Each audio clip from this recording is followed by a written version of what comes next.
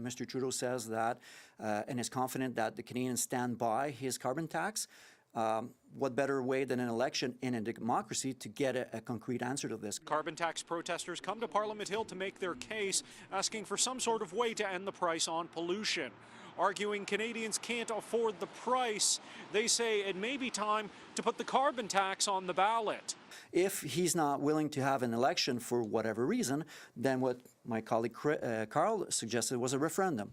And that is also a democratic avenue to get a clear response from the Canadian citizens as to whether or not they want this tax. The Greenhouse Gas Pollution Pricing Act passed in 2018 as part of that year's budget, but opposing protests popped up across Canada this April 1st as the price per ton rose to $80. In Ottawa, protest representatives urged above all patience and understanding between protesters, police, and anybody affected.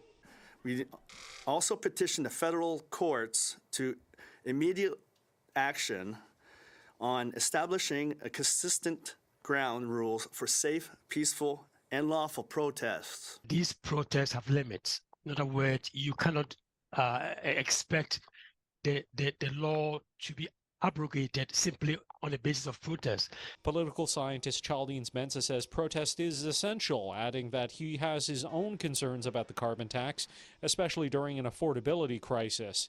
But Mensah says Canada's system already has mechanisms for people to express their democratic opinion. Yes, they can express their discontent, but there are limits because a system in place allows the government to implement this policy.